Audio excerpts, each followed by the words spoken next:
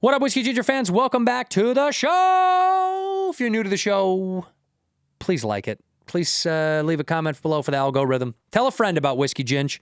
Very excited. Last night I was in Phoenix. I was in Phoenix. Now I'm in San Francisco. I love it, man. San Francisco got 2 shows tonight. Tomorrow I'm in San Diego. Got 2 shows in San Diego at the Balboa downtown. Come out and see me, San Diego. Then, of course, I continue on to Boston. I'm doing Boston, 4 shows at the Wilbur, and then I do 4 final shows in Minneapolis, Minnesota, where I shoot my special in Minneapolis. Come see about me, Minneapolis. Go to andrewsantino.com for those tickets, andrewsantino.com. In here, we pour whisk, whisk, whisk, whisk, whisk. You were that creature in the ginger beard. Sturdy and ginger. Like vampires, the ginger gene is a curse. Gingers are beautiful. You owe me $5 for the whiskey and $75 for the horse. Gingers? Oh, hell no. This whiskey is excellent. Ginger. I like gingers. Ladies and gentlemen, welcome back to Whiskey Ginger. My guest today is one of my favorite people on earth. I say that for all my guests, but I mean it once again today. It's Tim Heidecker. Thank you for coming. Said. Yeah, was that smooth? Well, the name pronunciation was right on the money. Tim Heidecker. I really love Office Hours Live. Thank you. It's very funny. Thank you. It's just good. It is like what New Age talk shows should be. New Age? Yeah, and this, I mean, like, that's what we should have Yeah. Oh, yeah. I We see should what you mean. have transitioned. Not like pan flutes and things. Yeah. No, That's but what I think of when I hear New Age. New Age. No. Spiritual. I just think now, healing. I can't believe we're still doing, like, I did think they were going to move away from the old format of, like, late night talk shows or talk shows. Yeah. And when Taylor Tomlinson got her show, initially I was like, oh, cool, she'll do like, but then they did kind of the at midnight format. Yeah. But I thought for some reason they were going to let her like do her own thing. But I imagine, like anything, you get into it and then they're like, Yeah. we'd like to do what we've always done. Well, the problem is, like, if I'm a big Letterman fan. Love. Old Letterman. I mean, I like him now more I don't than like ever. him. I actually don't like him now. I know. It's so weird. It's annoying. It's almost like you don't want to see him more now. Yeah. I mean, I'm going to try to tamp my shit talking during this show. No. 'Cause I tend to get, people think I'm kind of bitter, but I have opinions. What are you going to do, right? Give me the opinion. But you look at old Letterman, and it felt like chaos. Yeah. It felt like things were barely hanging on. Right. There's a silliness to it. There's like a irreverence to it. It felt like it was on at 12:30 at night, and it felt like no one was watching, so they were just playing. Right. And that's kind of what we try to do on our show. And it's really fun. I think where it runs into problems, because it's live and Vic and Doug are just like pulling stuff off the internet in real time. Yeah. It's like, there's no filter. We constantly get demonetized for playing Beatles Music, songs. yeah. Banning you for a Taylor Swift song or Yeah, something. so I don't know if it would work at 12:30 on CBS, but I mean, Stern is like that too. Stern always had that feeling of you're listening in on a private conversation. Well, give me the truth about Stern. Do you like him now still after all these years? I don't listen quite as much. It's not the whatever, the woke Stern chain. Sure. I just don't listen as much, and I do think it's gotten the world's gotten a little smaller there. Yeah. For instance, I mean, I'll tune in and I'll hear like, oh, it's Ronnie again. This is getting really inside. No, but people and know. I'll be like, I'm done with Ronnie, and Yeah. if there's not going to be anything else, Right. and there's just like new characters and stuff. I don't know. I guess I still think he does a great interview. Like His he did an interviews are interview the with best. Paul Simon that I think was fantastic. Yeah.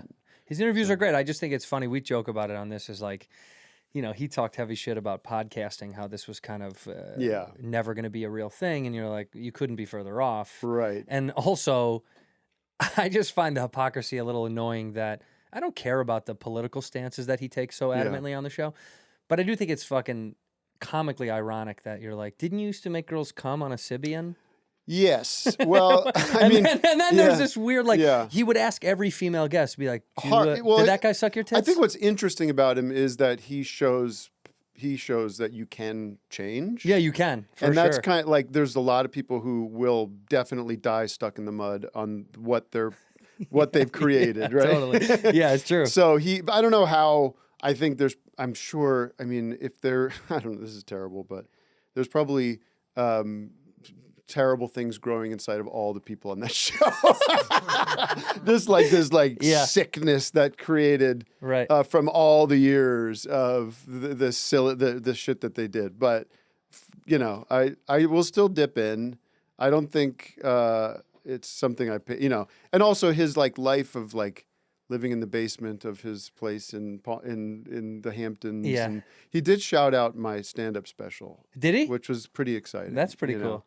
Now, I got a lot of respect for everybody over there. I like a lot of guys that are a part of that I universe. do. It's just an interesting their prank transition. phone calls are fantastic. Yeah, they're fantastic. That Kill Tony, Howard walked so Kill Tony could run and employ the most broken people live on air. It's like, how do you find the most shattered? That was did you ever know Don Barris's Ding Dong show? Yeah, a little bit. Yeah, I mean, the same kind of where do you even find these? Are what you guys have done such a good job over the years. I'm going to compliment you a bunch, and I know you probably don't want it, but I don't care. Oh, I need it. Okay, here badly. You go. Great shoes, great legs. First of all, great legs when you walked in, dude. I saw those stems. I go, this guy. The strides, the gait was perfect. I'm a walker. Yeah, you really are a big walker. You've been walking for a long time now. Since I was 2. That's wild. No, but I think what you guys have done so well is, the casting that you guys are able to put together sometimes is so remarkable. It was so unique. I think you were in my opinion, the first people I saw to really do that in a way where it felt super organic and it was uncomfortably comfortable. It was perfectly uncomfortable. Yeah, I mean, our coming to this town, we're in Hollywood. Yeah, I don't know if we're in Hollywood. We're in the valley now, baby. Showbiz land. Yeah, showbiz town. We just want to. There's such a pool of people who might have gone to a casting agent and then submitted a headshot and then forgot about it. Right. Type of people. Exactly. And more.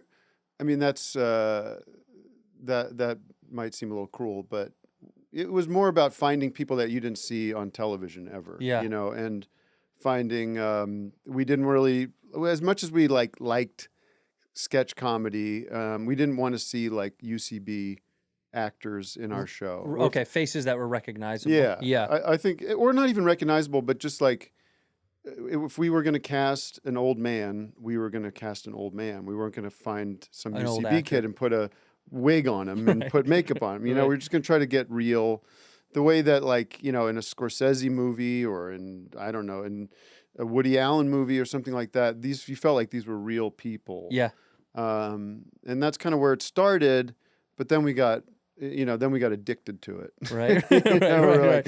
We got to find really strange people, really interesting people that don't really fit the mold, aren't maybe trained actors, and sure. and just and use them as clay in a sculpture mode as opposed to finding comedians. What I find so fascinating about you, again, I'm kind of kissing your ring a little bit, but I do think what's fascinating is you're able to touch the commercial world. You're able to do commercial stuff, right? Like commercial TV you've done before, right? But then also you stay super subversive, and to do both is really difficult. I don't think there's a handful of people in our world that can do both, and I think you've done a great job. Eric, on the other hand, not at all. Terrible, awful. Not on any level. Awful. No. No, it's just funny how you've been able to do that. I think that's always impressive to me when I see people touch both bases. You're like, it's hard to do. Yeah, I mean, there's no plan for it. I think I'm lucky in some opportunities I've been given that just people, writers or directors or something are fans or see what I can do and have this sort of creative ability or the control to cast who they want. So I get to be in certain things. I never feel a part of that world ever, even when I'm in it. I mean, no one really probably does. I feel so foreign and Tom gross. Hanks probably doesn't, or maybe he's the one guy. He's that probably does. the one. I think he feels pretty good. I think I feel so uncomfortable when I go to any of the spaces. I just feel like I don't belong. I didn't. I'm a stand-up. I didn't go to formal training, so I just feel like a phony. Yeah. And I'll work really hard for them, but do you find that you found sometimes you get caught, not caught, but you get an opportunity that to be in that world, and you find that you don't have the skills to do it? Like how are you with memorizing lines? That is that is oddly enough like the skill that I am very good at. Oh, well, then Like, that's all you need to know. Yeah, but then the forcible like stand here, and stand say here, the things. say what we told you to say. Yeah. But the uncomfortable thing is when I know I'm working across someone that's like very, that was like went to Tisch, or you know what I mean? Like if you're like really classically trained, or you've got such a wealth of experience, I do get super intimidated and nervous because I'm like, these people are going to see through me. They're like, you're a loser hack that they hired for the day. Yeah. And that's hard to escape because you're like, even if they're like, hey, good job in that scene, you're like, Yeah. they didn't mean it. Well, those people are way more intimidated by you, I would guess. Well, maybe up front, and then they do a scene, and they're like, never mind. This guy's crap. What are we talking about? Right. No, but you've done a great job dancing in those worlds. But my question is, because I'm not as familiar with you, only just your work. I don't know like your history of. Are you like a film school guy? Did you go? Yeah. You did. You went to film school. Yeah. I mean, I started before film school. I wanted to be an actor, and I grew up like performing in plays and goofing off in the basement, and God bless basements. That's an East Coast thing, baby. Oh, that's right. Yeah. They don't have those. It's so weird, so foreign. When you see one out here, I'm like, look at this. Yeah. Look at this. They got it downstairs. Well, I guess it's an earthquake issue or something. I think someone else told me it was the bedrock too. Something about the rock out here is so hard and it's not easy to go down. It's too expensive. Yeah, they're just There's plenty of pools though. Yeah, that's true, but that's probably a lot easier to dig than foundation of a home, maybe, to frame it on I don't know. Well, I think we should talk about this for the rest of the podcast. Let's do that. So, guys, write in if you guys know anything about digging pools. I love when versus people speculate. I know, like we don't know. No, but they we're don't not have. gonna get They to just. that. You know what I think it is? Also, It's- there's a thing under my leg right now that would tell us, but I'm don't not do going to that. go to that. That's no. and he It's can research. It's soil conditions. It's soil Soil conditions. There it is. So But why pools? I think it says high cost of construction involved in digging deep enough for the foundation to be stable. Okay, but- Hey, so you I gotta wa- go- I was right. Yeah.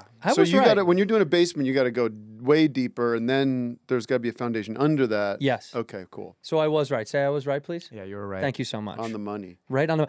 No. But I was So I wanted to be wanted to make stuff. I was in bands. I was just creative. Energy, ADD, kind of like constantly annoying everybody around me. Mom and dad. and dad together. Divorce. They're separated right now, God but bless, they were but they were that's fairly recent. Oh wow. Yeah. They waited. I don't know if they waited. I don't know if that's how they would frame it. They just like I do know people like remember those kids that were like my parents are together, but as soon as we leave the house, 100%. it's over. Yeah. This was I grew up in Chicago. Everyone in the Midwest, they stay together because they don't want to be for the children. Yeah, they don't want to be socially shunned. Right. They're like, just get them through high school. Right. And most of these kids are like, they're not going to college. Right. My kids are all dumb. They're like, let them go. You know what I mean? Like Yeah. that was the vibe. Is like they'll just move out and get a gig and they'll be fine. Yeah. But so were your parents super supportive? Were you kind of grown up in a house of? Totally. Yeah. Totally. Were they artistic? No, not at all. But they were. They were like as long as you're happy. They were very strict, and I mean not very strict. They were. Physically abusive, And they were but both not strict. They were just both did it for fun. Westboro Baptist Church members. Isn't that right? Yeah. Yeah. We were. I was one of 25. That's wild. Yeah, and you guys would protest together as a family. Yeah. The family that protests together. That's what they say. No, my dad had a used car dealership, and that was sort of the family business that wasn't kind of born like kind of inherited from my grandfather. It all sounds like I'm Matt Gaetz here, but it was like this Are you is campaigning? Like, yeah, this is the 80s, and it was a Ford dealership, so it was like kind of every month was kind of like, can we sell one more car kind of thing. Wow. But it was a nice childhood. But yeah, very supportive. I did like in high school, I think, didn't get into some acting program that I was kind of expecting to maybe get into. Mm-hmm. And I said, I better rethink this. I better learn a skill, like a trade. And that brought me to film school, which is kind of like, if you can control as much of the process as possible, you're better off than just being an actor waiting in a casting room for. Dude, I an feel very opportunity. lucky that we built our own little worlds. Yeah. Because we talked about it the other day about like, you get offers now sometimes they're like, hey, we're interested in you for trying to be a part of this thing. Yeah. And they're like, and we'll give you, $187. And you're like, Right. for all of it. Well, Yeah. all right. I was like, okay, I Yeah. don't know if we could do that. No. But that's become the new world. So like what you've created, I mean, 2 decades of television shows You know what I mean? That's you did it the way without knowing that was the way that you had to do Yeah, it. we didn't know. I mean, there was this beautiful little chunk of time where Adult Swim existed, which happened Yeah. to be, it still does, but not in the way that it did, where it was very much singular vision of its creator, this guy Mike Lazo, who was, once he decided that he wanted this sort of point of view out there, he didn't care how it. He wasn't a guy that meddled in it. He just was like, I think you guys are funny. Go off and make something. That's awesome. And that was so singular. Right. Apparently, it used to be that way a lot more. And It's what you hear sometimes. Comedy Central Yeah. is kind of like that in its infancy. You do Right. hear a lot of those shows that they let people kind of play and go wild, and then it all. there's goes to that shit. thing about the record companies in the '60s where you had the fat old business guys who ran the companies who were like, I don't get any of this stuff, but it's making me money, so go off. And they weren't giving notes on Where are on those lyrics. guys? Yeah, They- I know. they all I died? Yeah, I They think all They died? all definitely had heart attacks and That died. sucks. Yeah. I don't understand what they do, Yeah. but I know we're rich. I know the color. I know one color, and that's green. That's green, baby. It is true. It felt like that Yeah. was because you're like, I had such a crush on the Steve Brule series, and the Wayne and Jan Schuyler. Yeah. made me laugh so And hard. he had a crush on Jan, I think. Big in that time, show. Yeah. big time, big time. Was it reciprocated? Oh yes. There's Big a lot time. of- The one line that I say, I love. Sometimes I'll text lines to friends from you know when you like have one small line that only one friend knows. Yeah, yeah. That you go, but I always say,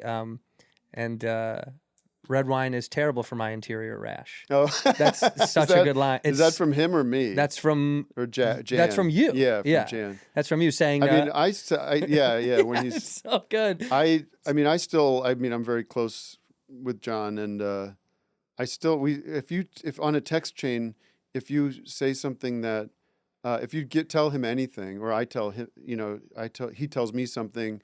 I invited him to something the other night, and he said I can't go, and I just wrote back, I know, and that's just that's great. Yeah, that's we constantly quote ourselves. How did you guys get linked up? How did you meet John in the first place? John, this was 2004, and we were doing the show Tom Goes to the Mayor, which is our first show, cartoon, and we knew who he was, but he wasn't. I mean, I guess he had done Chicago, so he was an Academy Award nominated actor. Yeah. But he was like a character actor. Sure. In the Paul Thomas Anderson movies and stuff, and we loved him. But so we sent him this script, and I had coincidentally ran into him at a bowling alley, like a couple days later. What are we talking? Chateau Lanes? That might be it. Chateau? Koreatown? Yes, exactly. Yeah. You know Ron Lynch? Everyone knows Ron Lynch, yeah. It was his birthday party. Sure. He did a voice on Tom Goes to the Mayor.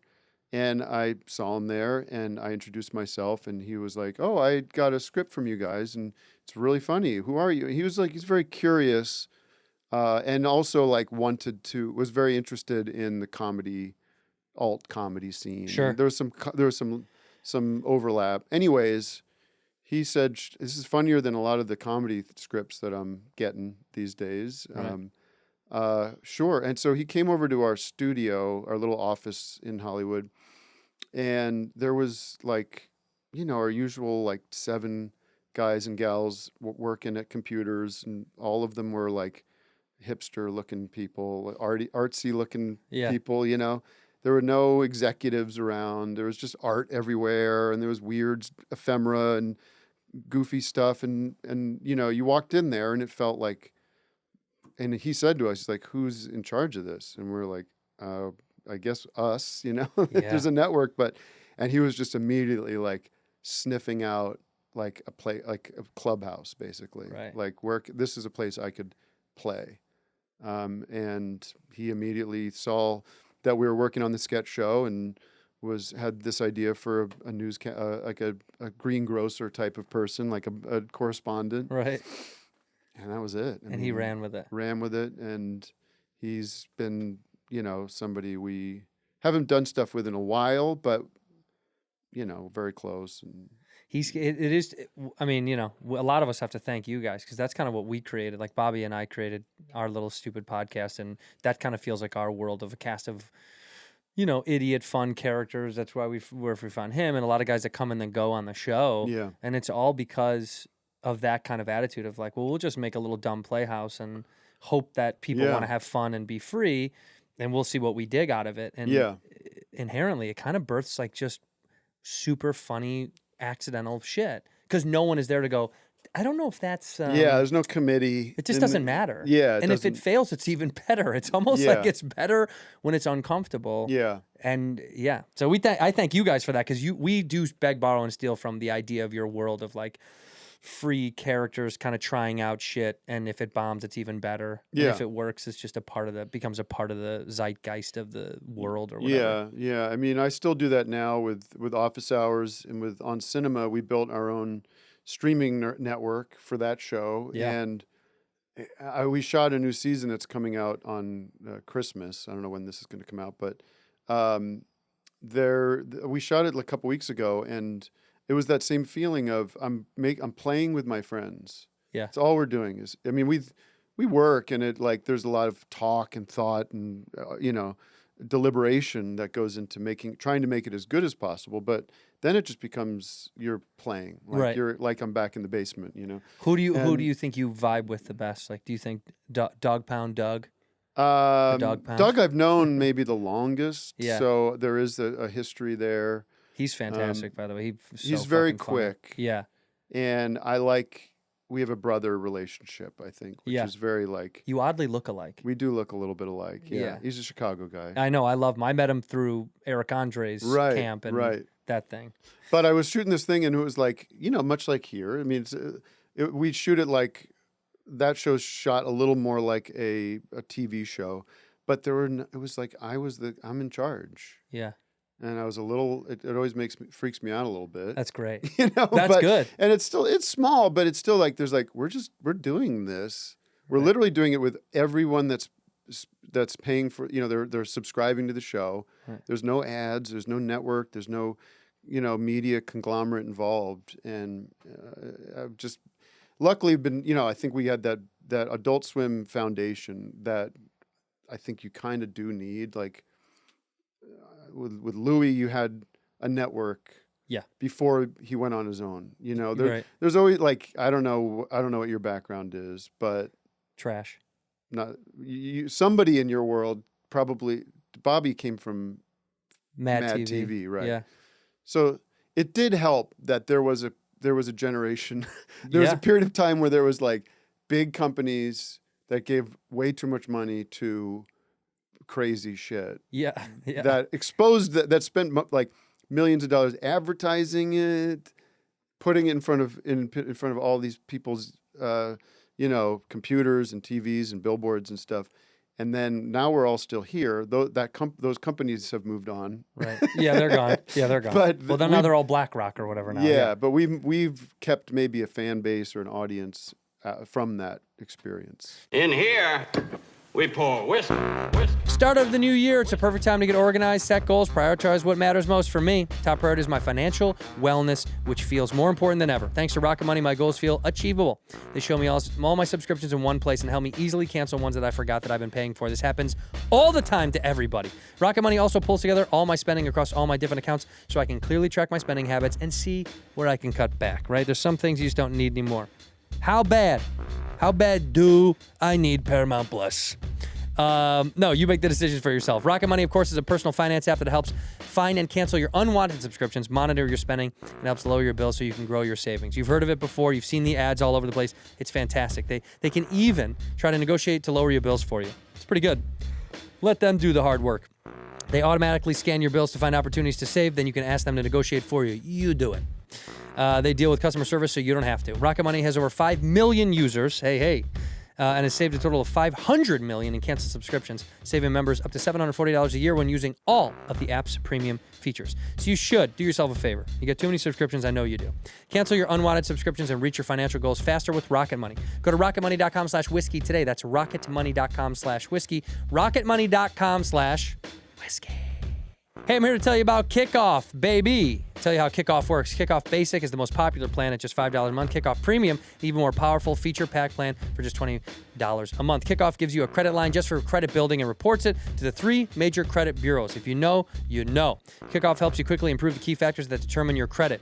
And this is something I had to learn recently. Your new account immediately diversifies your credit mix. Each on-time monthly Kickoff payment builds payment history. And 3, because your monthly payments are so small, your credit utilization, the amount of credit you're using, gets healthier faster. We're all kind of struggling with credit, okay? It is hard. It's all over the place.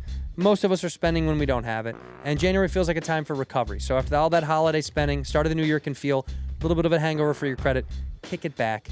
Give it a rest, okay? Help it out. You can get things back on track for 2025 and start building your credit today with Kickoff, the #1 credit building app in the App Store. Their plans start at just $5 a month, like I said, and there's no credit check, no hidden fees, and no interest. Why not give it a try?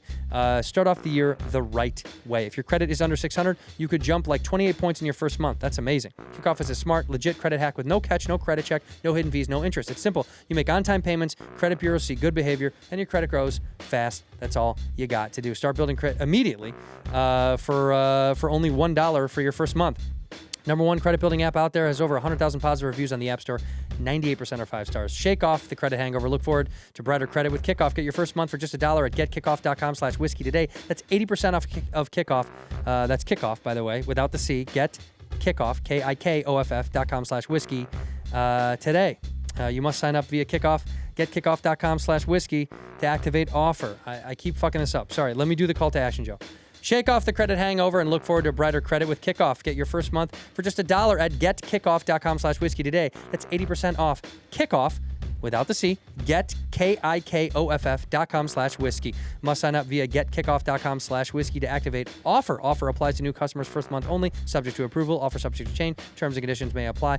Point stat based on Equifax Vantage Score 3.0 changes for Kickoff users starting under 600 who made their first on-time payment between January 2021 and March 2024. Payment and credit activity outside of Kickoff can have impact on your credit. Individual results may vary. Hey, I'm here to tell you about Ethos. You need life insurance. Your life is valuable. You should insure it. You know, I got myself some life insurance in the event that something happens. Who knows? Want to make sure your family's taken care of, or your friends. You could protect your friends through your life. You never know. Ethos gets you coverage quick, easy, all done online. You like online, don't you? You're online right now. Term life policies from 10 to 30 years of coverage start as low as just $10 a month. It's pretty low. It's pretty low. Your boomer parent would say that's cheaper than the coffee that you bought this morning. Save time with customizable coverage that to fit your needs and your budget. You can start your policy instantly. That's the best part. Also, there's no medical exam required. A lot of times health insurance, life insurance and health insurance and all this stuff, they want medical exams, and they want you to go to 4 different doctors. They don't do that over there. At Ethos, they simplify the process and walk you through step by step. 2 million families have trusted Ethos to help find the right coverage. That's why they got 4.8 stars out of 5 on Trustpilot with over 2,100 reviews. That's a whole bunch. Give your family peace of mind today for whatever the year brings. Who knows? Term life policies start as low as just $10 a month. You got that.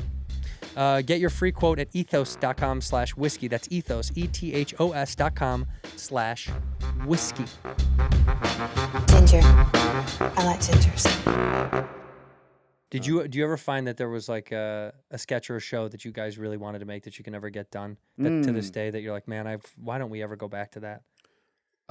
There's lots of. I mean, Eric and I have written pilots and series ideas that don't ever go anywhere. People think that we just kind of decide what to do and then we do it. Right. I mean, that's not how it works. But I'm fascinated with apocalyptic stories, and I think there was a good apocalyptic show, the Will Forte show. Last Man on Earth. Yeah. That was a great show. Yeah. I still think there's something there to be mined. So there's been a show that we tried to get made that was that kind of in that world that didn't happen. But I don't know. The sketches, that question, I also don't remember anything. Yeah, I have no memory. What do you think that is? Why do we have no memory? Who can we blame it on? Bob Odenkirk, not to name drop, but it's not that big of a name. That's fine. It's not that. Yeah, it's not that. He's about to do Glengarry Glen Ross. I know. I saw really, that. I might have and to go Bill to Burr is in that, right? I can totally picture it. Yeah, can't you? Yeah, it's perfect. Yeah. I mean, it was Lemon, Ed Pacino. Harris. I'm really good at this, so let me take do over. It, please. Okay, ready? Yeah, no, do it. Are you ready? Yeah. Are you ready? Boom. Spacey. Boom. Ed Harris, Alan Arkin, Al Pacino, Jack Lemmon, Alec Baldwin. Wow. That's all I got. And 2 of those 5 people have Are dead. been, Are a lot. well, they've been cast into... Canceled. Canceled? Been cast out? Yeah. That is kind of wild. That's called the Glengarry curse. Is it really? And you No. think that's coming for Odenkirk? I can know only I know hope. things about him that, yes, he's... Expose him! No. Pull up the graphic of Expose, please. We do a big Expose piece. Exposed. Bob said he was talking about writing. He wrote a memoir, and he was like how hard it was because he's like, I'm too busy thinking of new things. Right, I can't think. I can't hold all those things in my head. That's actually probably a part of it. How do we get... Because my memory is really bad. And sometimes someone will go, remember that? And I'll go, oh, yeah, that's awesome. But I just... feel weird about it because you know Jacqueline Novak? Yeah. She's hilarious. Yeah, so funny. I saw her the other night, and she was telling me about seeing us doing a show together years ago at a comedy festival, and she was telling me about what I was doing and how funny it was to her, and it was like a very specific thing. But I have like I have nothing from that. What's the oldest memory you have in your brain? Well, I mean, I was an early masturbator, Yeah, me too. 2 years old. Oh, I was 1.5. I got you. I got you by 6 months. Yeah. I have this dream that I remember from being very young. That was my like a shame dream. Give it to me. What is Shame. a shame dream? Shame. I was like, it was me and my mom. Me and my dad and my sister leaving to go somewhere, but my mom was on the couch, but it was only her head. So it was this feeling of like, we're leaving to go do something. We know you can't. Come with us. I mean, I think I had that dream when I was like 4 years old. Was it just her head on the cushion? It was her head like on top of the like. Oh, here on the back. Yeah. Well, maybe she was hiding behind the couch. That could have been it. Yeah. Maybe it wasn't a dream at all. I have one of those torturous, like, you know, when I misremember because of trauma. Yeah. You know? So, like, I have one, my mom and my stepdad went to Hawaii, and I was staying at my grandmother's house. And I remember it was pouring rain. But the grandmother handed me the phone and walked away. And I remember hearing my mom go, hey. And then me laughing, not saying anything, thinking how funny it was. Yeah, like, yeah. she doesn't, I'm not, Yeah. she doesn't know. And then they were like, oh, I think we lost that. And then they hung up. Uh-huh. And back then it was like calling from Hawaii was like a thing. Sure. Or something. You know what I mean? Yeah, It was it's in a the big late deal. 80s. Yeah. And then so then my grandmother was like, you're done talking to them? And then I just started bawling because I never got to talk to them. Oh. And then it like stuck in my brain as like, why would I do that? Right. Why did You I think that was wasted this- funny? Yeah, yeah, why did I yeah. waste it? What if they never come back? Right. That's like one of those childhood weird where I'm like, maybe I did talk to them the very next morning, but in my mind it's like, we almost never spoke again. Yeah. I didn't see them for weeks. Listen to this memory that I did, a sign of bad memory. Yesterday, I'm in my studio, the office hours, which is my garage. Yeah. Okay. Oh, it's at your house. It's at my That's house. great, dude. That's smart.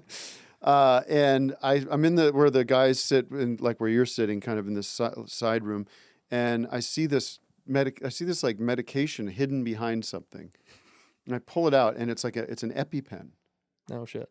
and I go, "What the fuck is this?" And I look at, and it's got my name on it, like a prescription sticker with my name, like a barcode, like the highlighter Not a thing on prop. it. No, and it's like unopened, and I'm just sitting with this going. This is and I call the guys. I'm like, do you guys know why there's an EpiPen in the studio? And they're like, no, maybe. I'm like, it was like full mystery. I don't know anything about this. I don't have allergies. Nothing. Maybe one of the guys. And it was like, I don't know where this came from. Why is very my creepy. name on Yeah, it? that's so creepy. This is Memento. And then last night I was talking to my wife. She's like, yeah, like a year ago, you went to get an allergy test because I'm allergic to some things. And they gave you something because of the test, you know, where they poke you? Yeah. She's like, we're going to send you an EpiPen because there's like a small chance that you might have a reaction to this. Oh. Full Totally forgot. full blackout of that experience. It was a year ago. That's dark. That's so dark. And that me looking at this thing didn't like recall that. Thank God for your wife. Yeah. Honestly. Oh. My wife does that. She'll tell me stuff that she's like, did you not remember that? Yeah. No, I don't know. And I think I like the Odenkirk approach. It's like, well, I'm just trying to think of cool. My head's elsewhere. Yeah. I'm going that way. Yeah. Yeah. It's so hard to go this Don't way. look back. What was on the allergy test, by the way? What are you allergic to? Let's rattle them off. Yeah. Well, stand up, Yeah. Me too. Podcasts. Yeah. Those didn't. No, I'm allergic to apples and like certain fruit.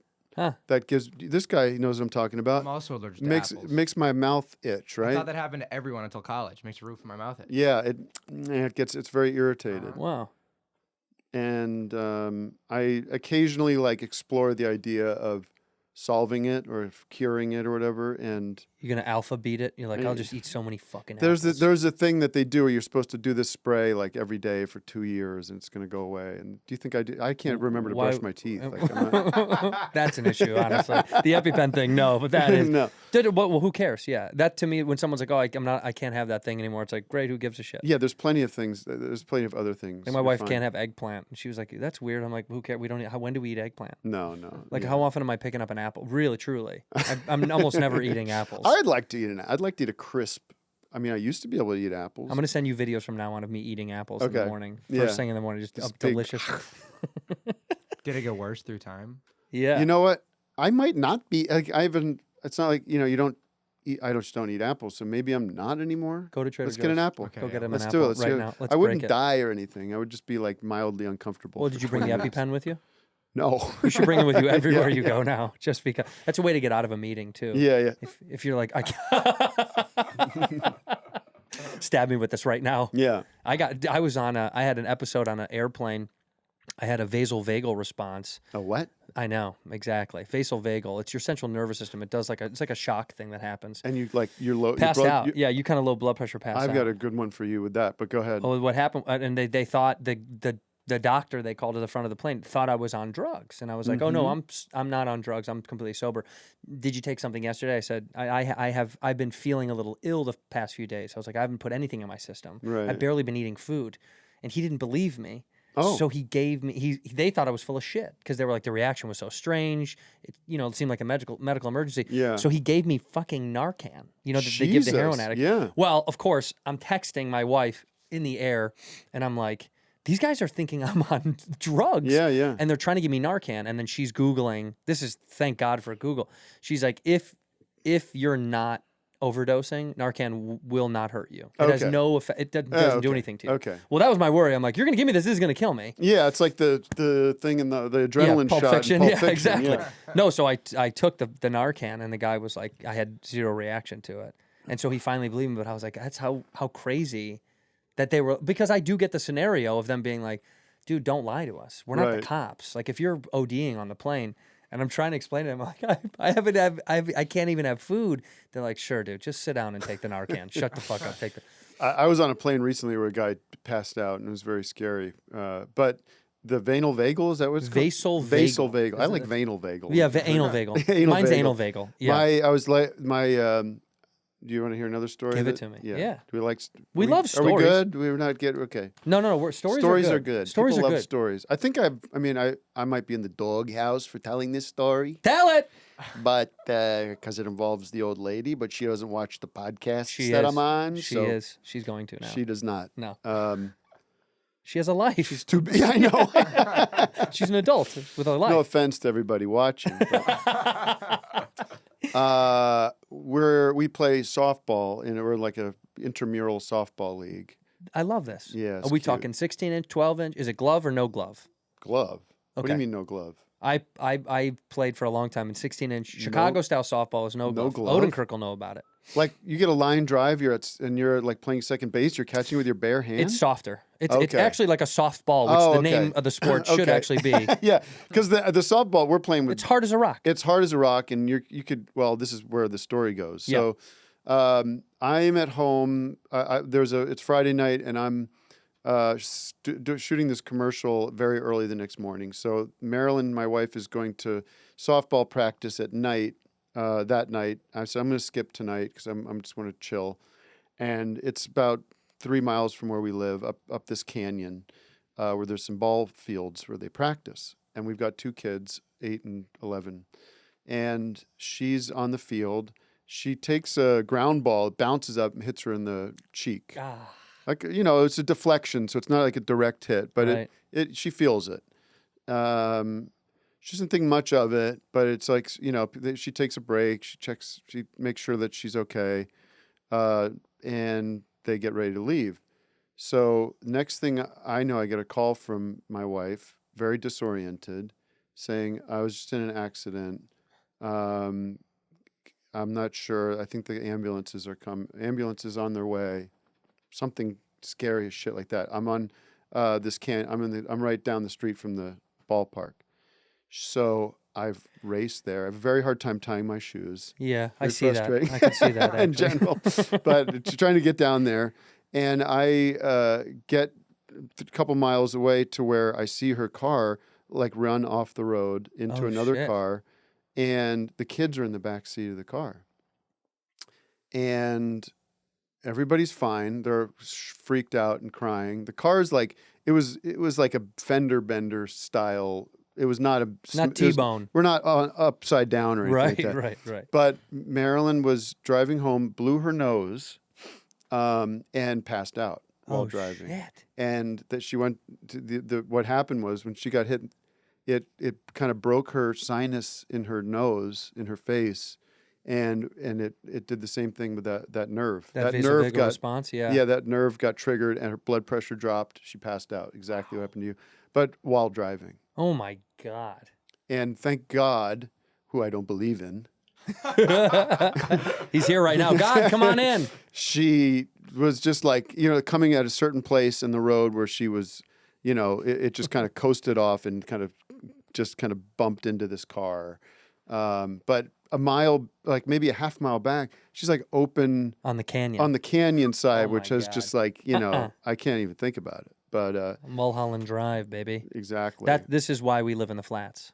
You got to stay flat. Gotta stay flat, Now, dude. Do you have a fear of heights?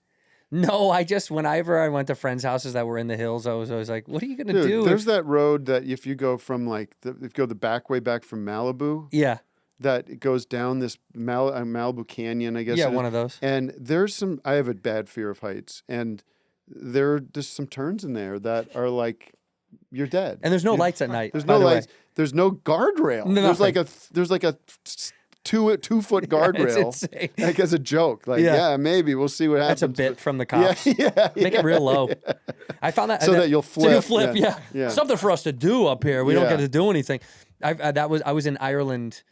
Like the first or second time I went to Ireland, I went to the Cliffs of Moher on the western coast. If you've never been, it's just unbelievably beautiful. But in the same way where somebody goes, Grand Canyon, come on, who gives a shit? Yeah, And then you yeah. go and you're like, oh my God. Yeah, It yeah. does something to your insides. Sure. The Cliffs of Moher are the same kind of like, Not It's- exactly the cliffs of less. yeah, they're Cliffs of way more. Here we go.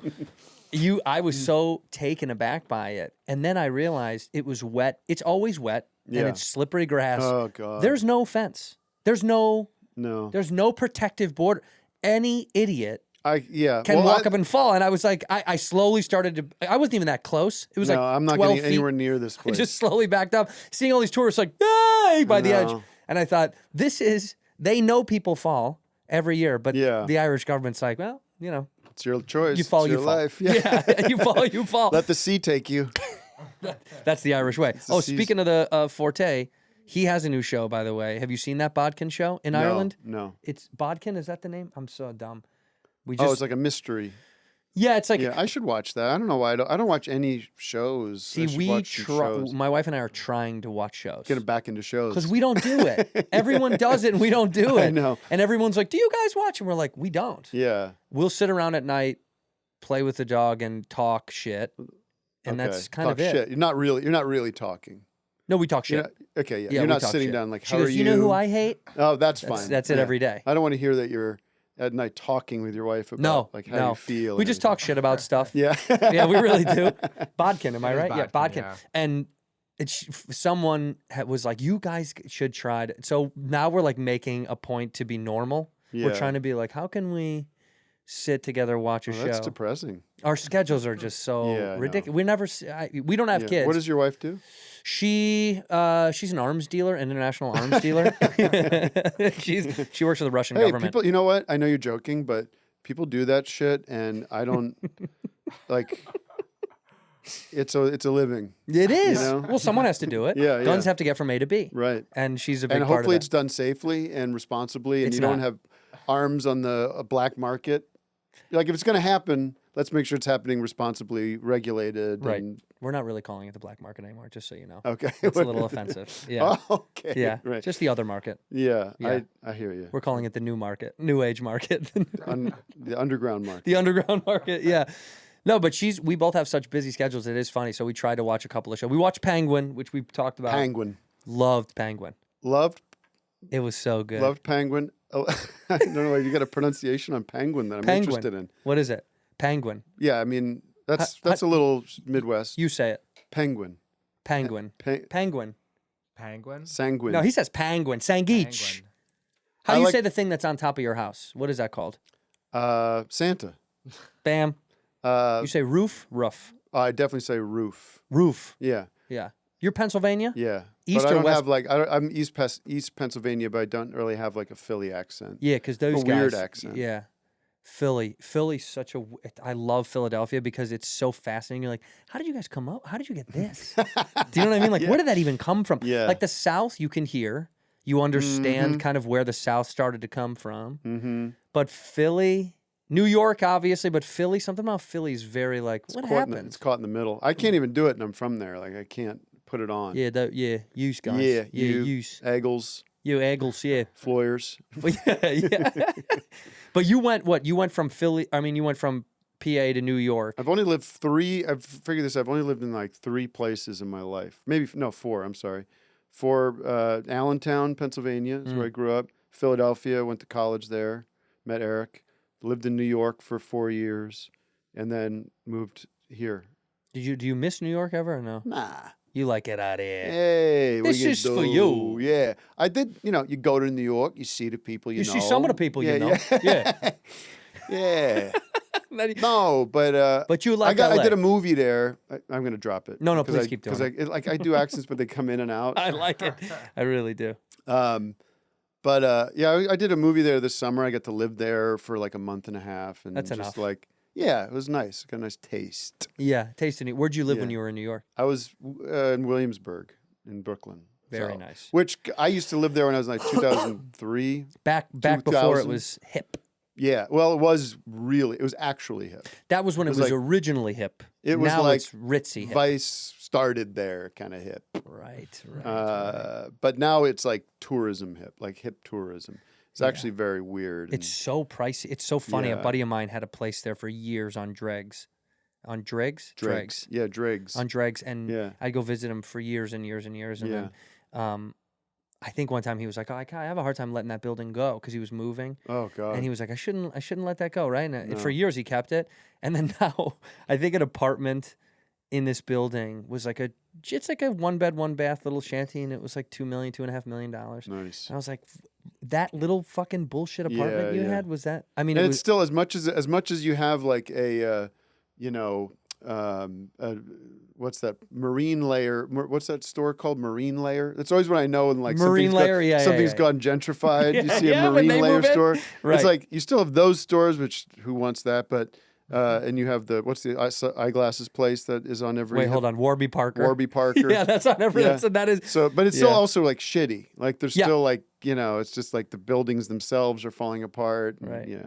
Let's name all the stores that would be there. That ting right. of gentrification. Melville, is that a Brandy store? Melville. Brandy Melville. That's there. That's got to be there. You got to have an aloe yoga if you're going to really gentrify. Aloe yoga's huge. You got to gentrify with aloe. Lulu, of course, is going to be there. But Lulu's not Maybe- as popular anymore. Okay. We're going more to Viore and aloe. You might have they're going to have a Tesla shop. Like They'll have a Tesla showroom. Yeah, yes. showroom. And you could touch it, but they're like, sir, these are not for sale. yeah. It is.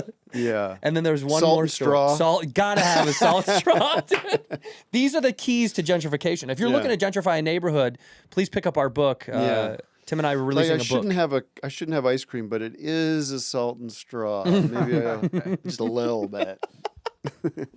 It is funny when I walk through those stores too, like after you go through the West Village, like if you're headed to Chelsea, they have a little strip of like every one of those fucking stores. Yeah, It's yeah. literally like they're back to back to Yeah. back. And I'm like, they did it. Look at this. They came in and they did it. Yeah, They it's were like like- they must have a catalog. Like we definitely want a salt and straw. We want an aloe, and we'll just check these boxes here.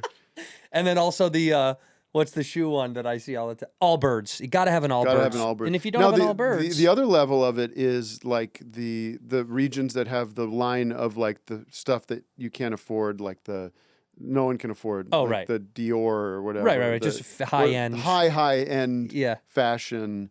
Like in Glendale, the Americana. You know the Americana? Yeah. Which we go to because it's like there's a movie theater there, Sure. and there's a couple things for the kids to do there, and there's a little grass, and It's an outdoor mall. Something. It's nice. It's an outdoor mall. It's Yeah. fine. But over the past few years, it's just every store has been replaced by like Tiffany's and Balenciaga and all these things. Where you're just like, who's going? But no one shops. No one goes in those. Whenever I shops. see them, they're all empty. They're all empty. There's So like one man in there, like looking around because he works there and like waiting for his shift to be over. And they always have security out front. Yeah, And you're like, there's no a one's strip stealing.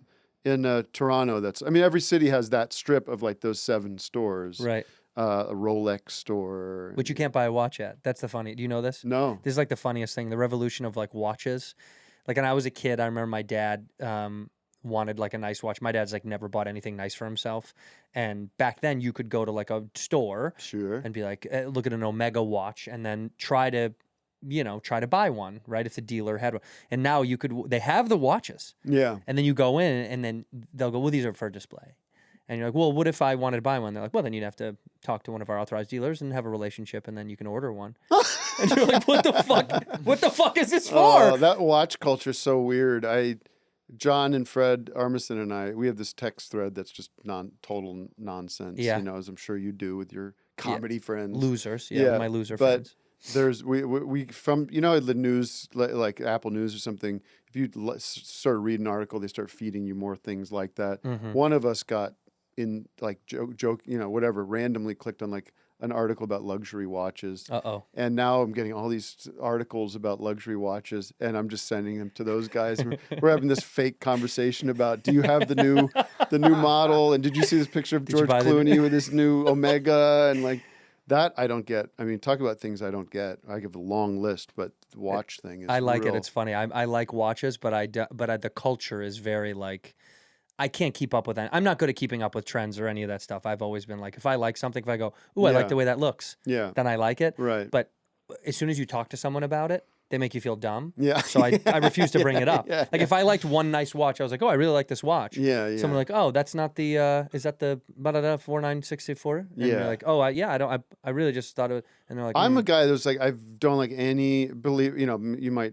No think this is strange. luxuries. No luxuries and like no attention towards me. Sure. Like unless I'm controlling it and making something, but like in my normal life, don't look at me like, no tattoos, like nothing to say, accoutrement. Nothing that says, look at me. Right. There's 2 kinds of people in our world, man. I think because, he knows, like Bobby and I have a very, very polar relationship with that. Like I get a little anxious in public and I don't really love, I kind of want to like sift through it quietly. Mm-hmm. I like to hat down in the airport and just kind of, Yeah. and I'm not saying like, oh, I'm so famous, but I just kind of like to disappear and just get to where I'm going. Yeah. And Bobby was like, Right. if he could have fucking balloons and pop them every 5 feet, Right, so someone's like, what the right, he would right, do. He right. loves it. And And it's like life is like self-expression and it's awesome. And I wish I had that. dressing and like fashion and like look at me. I'm just wearing I have a black sweater, regular shoes. Dude, like I'm about how many? I have 4 colors that I wear. If they did a montage of me on this show or the other one, it's like Pantone. Yeah, it's this much on the color wheel. It's like a little yeah. tiny sliver. But that's only because I think it's a personality thing in our business. You're either like this or you're the exact opposite. It's hard. It's hard to go through both. Like when you meet people in our business, they're usually loud and big and they want it all, especially in the comedian world. Well, like we talked before a little bit about how our worlds do cross, but there is still a weird... Yeah, I was saying I feel like coming to a foreign country, coming here, and I'm very gracious for you to have, very nice of you to have me. Yeah, well, but I don't know the world, and I don't, I don't know a lot of this. We probably know some of the same people, but it does feel like different nation states of comedy. Well, what I found is I've gotten older. When I was younger, it was always this weird competitive thing of like the sketch and improv worlds versus the improv world. But when I started, moved out here in like 06, 07, And back then, a lot of the rooms that were available for me as a stand-up were on the East Side, and they were kind of alternative rooms, like the El Cids or, Right, yeah. you know, what was it, Gower Gulch, right? Kind of Tiger Lily, and you know, like a lot of that stuff kind of was home to me. That hotel cafe, not Hotel Cafe, but there was like a Radisson Inn or something like that. Oh, on Vermont. Yeah, that on would have Vermont. Shows in the basement. Yeah. And Virgil, it's like all these kind of things were where we could get in if we were young because the clubs wouldn't want us there. And and all those places looked to have like stand-ups were welcome because you can just come and do 10, 15 minutes and just fuck around. Yeah. So that world I knew so well. So like Rutherford and I kind of came up together a little bit. And then it is kind of fun when you see guys break into their own world, and then you grow into your adult brain and you're like, oh wow, there's way more people in that world that I love and respect that we just don't see or cross paths.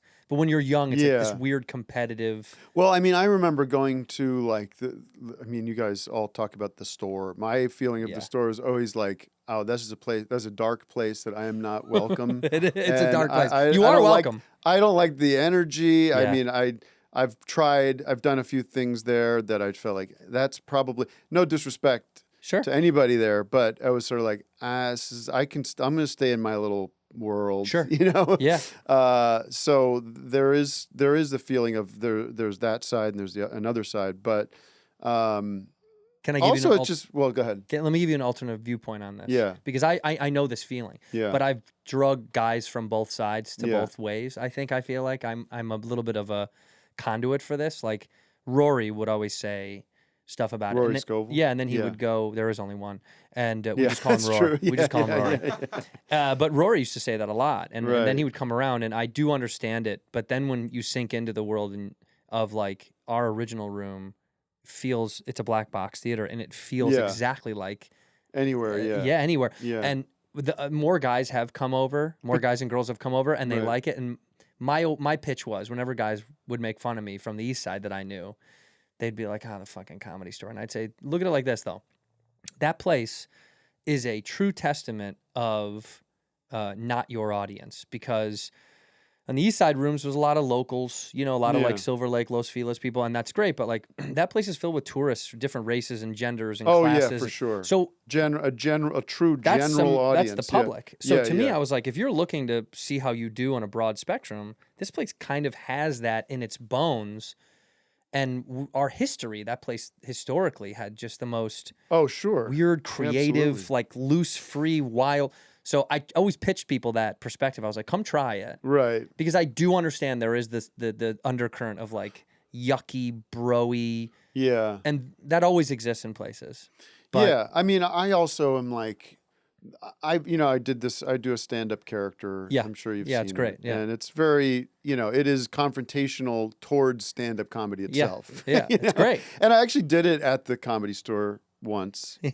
And it did not work. Yeah. And but it did. Well, it did in a sense. Yeah. I've done it, I do that character. If I do it for what I would call my crowd, it's a totally different energy. It is it's actual laughter at the right places, you know? I've and so I actually did it there. I think Duncan Trussell and Natasha Leggero coaxed me over there. This was 10 or more years ago, but they saw it as like a prank, let's do a prank. But not everybody saw it that way. And I understand that it's sort of like, come on, this is what we do. And you're being kind of an asshole about it, And I would have taken it the other way. I know, and a lot of people I love that, and a lot of people would. Yeah, but some people would, with, a couple of noodles, couple of things flying around. Yeah, but I don't know. There was a guy there. I can't, and you'll know who this person is. I can't tell you who it is, but he was like the booker there or somebody. Oh, the old manager, yeah. And he was very sweet, but he took me on the face as if I was truly trying to be a comedian, and he was like, you just got to keep at it. Maybe you should come back on a quieter night on a Tuesday or something, and we get you earlier. And but you just keep working at it, like very encouraging, giving you notes. Yeah, but I don't know. There's something like, with the sketch and making stuff, like there's something more collaborative to me than totally. Obviously, with stand up, it's you and the audience, and I'm sure you have tremendous camaraderie with your Some of 'em. colleagues. Some of them. Some of them, yeah. Like any, I mean, Yeah. some of them you get on with. But what I'm Right. curious of is like in our world, you know, as we get older, we all get so busy and we're all just touring and trying to put together our shit. Yeah. You just see people less. Does that happen with you guys too? That Yeah. it's harder and harder as time, because when you're young, it is collaborative. You're like, we're all working, and then you'll tag people's bits and go, hey man, I heard this joke I really liked, and do you want to tag or two? Yeah. And so it became this great community. But then you get older, you almost don't see anybody anymore. No, I mean that's the beauty of what we do, what you do here, and what I do with office hours. I'm bringing people into my house, literally. Right. And so I keep in touch with people often that way. I mean, and meet new people, all sorts of people that I didn't know. My producer helps so much to find new people that I wouldn't have. I'm not out watching stuff, but you know, people like John Early or So Kate funny. Berlant. So funny. These people, so many other people that I've, my memory wouldn't Well, it's- work. But I go like, and I maintain relationships through booking them on the show. yeah, that is the way And- we hang out. Yeah. Well, and I found it funny. You had Mooney on, and Yeah, 'cause yeah, you another one, famously- another one. You hate Kyle Mooney, and you've said this very publicly. Yeah, very often. publicly. Yeah. Well, I mean, obviously you're joking, but We do- When you say that, it sounds like I'm not. I now. know. Here's the thing: when I get together with Kyle off camera and Yeah. when we're together, we do the same routine. You know, we It's just great. do this routine of I ask him stupid questions, I insult him, and I put him in uncomfortable positions, and it's fucking play. It's just all play. So It fun. is recreation. I don't know how else. Like I don't really know how to relate to most. I don't know how to relate to people that don't operate that way. Mm-hmm. You know, I'm sure you might have this feeling of like, if you're talking to somebody that isn't. I'm not talking. You don't have to be in comedy, but you have to be kind of funny. You have to just get it. Yeah, or just be. Like I don't want to be on all the time. Obviously, that's Right. obnoxious. But you want to be open to play and open to try, like just pretending and doing bits and stuff.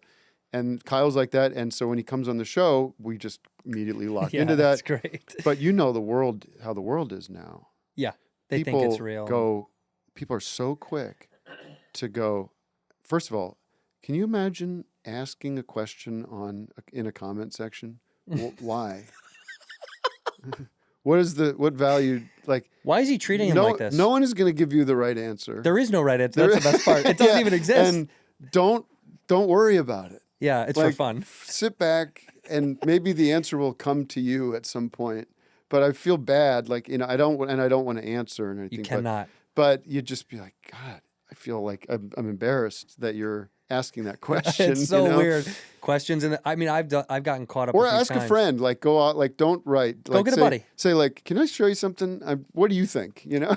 But I don't think they do. I think that's No. a very insulated.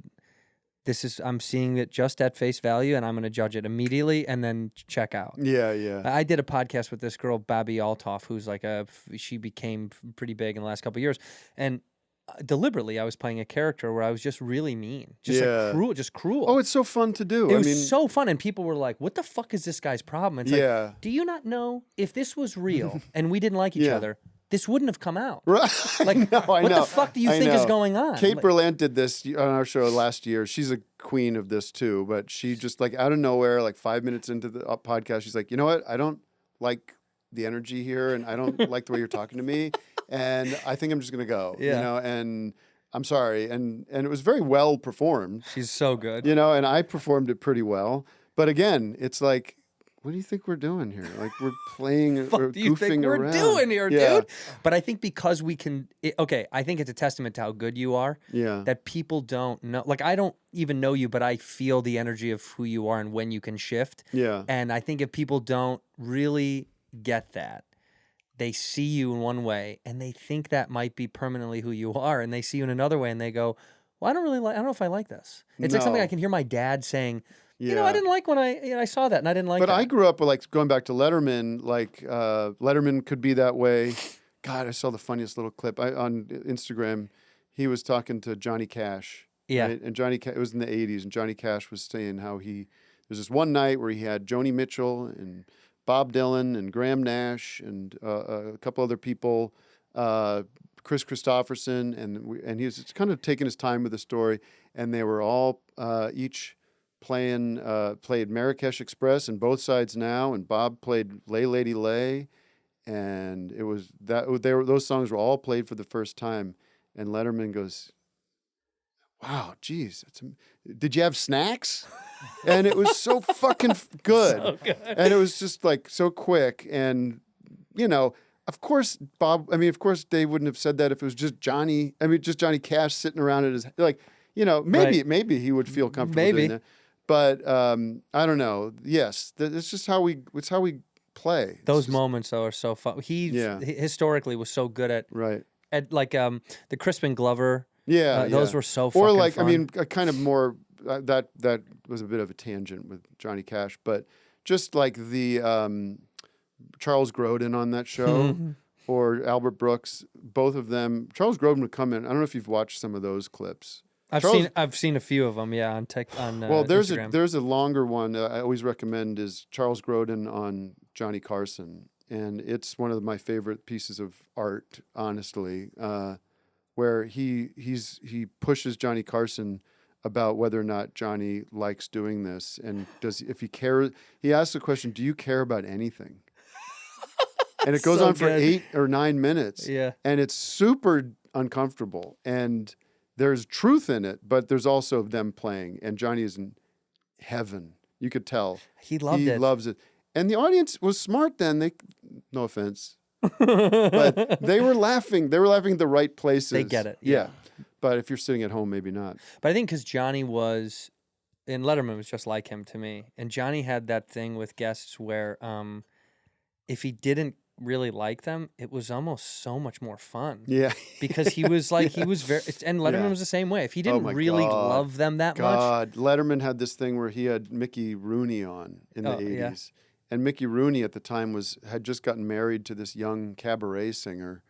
And he was trying to peddle his wife out and promote her album and that she was singing at this Italian restaurant, and it was very embarrassing. Yeah. But Letterman was like a cat with catnip. He was in heaven because he was just playing with this idea of little Mickey Rooney, old Mickey Rooney, sitting there with his wife on his lap and trying to sell tickets to her Italian restaurant cabaret show. And he's asking about how much the record goes for in the store, and what do they sell it for? Yeah, exactly. I love that. I can hear that. I can hear him doing that condescending, and people are buying it though. Yeah. Yeah. Which he always had like a little bit of make you question yourself. Oh, it was good. Yeah. When he would ask a question like that. People are going though, aren't they?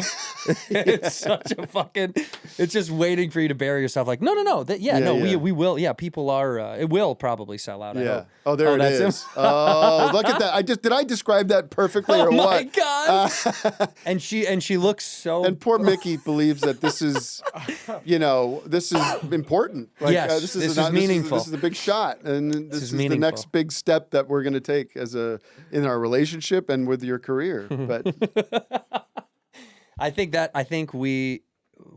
circle it back, I think you've brought it back in a way where Office Hours Live is great. And so you're kind of doing this playful new world that take on that. That's like to me, that's the new version of that. That's real good. It's so funny. Thank you. Please watch it. I'm off to do our live Christmas show tonight. Are we allowed to say? You let people say Christmas on this show, or is that going to be? I'd an prefer issue you not, if you don't mind. Demonetization. Yeah, if you don't mind, you could just say holiday show. I know the war is raging right now. We'll beep it. Yeah. Yeah, you're doing a Christmas show tonight. Yeah. Is Robinson going to be there to heckle you? I haven't asked. I always hate asking people to do things. What? Who cares? But I should.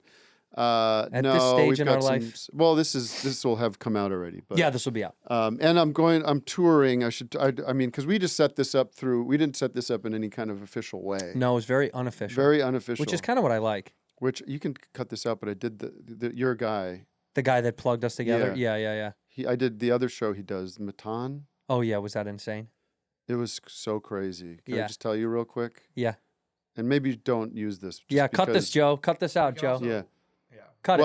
I don't want to ruin anything for him, but he it was fun, and I could tell right away he was like a big fan of mine, and I was like, I know what this is. I know exactly what this you see is. through it, yeah. But good for him, whatever. But like halfway through the thing, he pulls out a knife, like a big, real knife. It was not a joke knife. Yeah. It was a real knife. No. And it's kind of it's public, but it happened a long time ago. I was stabbed in the back twice. Yeah. For real. Yeah. And I'm not fucking around with a joke where a real Nah. knife. It's not. It's not a joke. It's not a joke. That's a real weapon. It's a real weapon. It's not even a joke. No, I know. It's like, that's not funny. And That's I played through it. I just like, I was confrontational about it. I got the knife off the set. Right. It started to try to come back. I go, if it comes back in, I'm going to walk. But Right. you don't play around with real weapons. No. In your like Eric Andre sketch. That Yeah, you're yeah, no, doing, I don't want that. Anyways. So but you're touring. I'm touring with my band and Kyle Mooney is opening up. Neil Hamburger, you must love Neil Hamburger, one of the kings. One of the kings. DJ Doug Pound. DJ Doug Pound. In the mix. In the mix, dude. I love that guy. But I've been playing music now. My band is fantastic. It's a night of comedy and music and TimHeidecker.com /live now. TimHeidecker.com/live. Added that extra page. You need it. You need it, to be honest. I was going to tell you, I can't Yeah. open up another tab. I was like, just give me the page, dude. Yeah, it's a hyperlink. It is. It has to be. Because Wow. you're a hyper cool I dude. appreciate man. it. Go to Tim Heidecker Live. Go see the shows. Please watch. Don't go to Tim Heidecker Live. Go to TimHeidecker.com/live. We'll put the description down below. I appreciate you coming by. It was really nice. This was very wonderful. I hope I see you again sooner than later. Yeah. I do. I can't go now, but I do want to come to an Office Hours Live. I'd love 'cause to I think have they're you. so cool. I'd love to have you. They're so rad. All right, we end the show the same way. Look into that camera right there. One word or one phrase to end the episode. It used to be a word, and then people were like, well, what if I want to impart a word, phrase of wisdom upon people? Cork. In here, we pour whisk, whisk, whisk, whisk, whisk. You were that creature in the ginger beard. Sturdy and ginger. Like vampires, the ginger gene is a curse. Gingers are beautiful. You owe me $5 for the whiskey and $75 for the horse. Gingers? Oh, hell no. This whiskey is excellent. Ginger. I like gingers.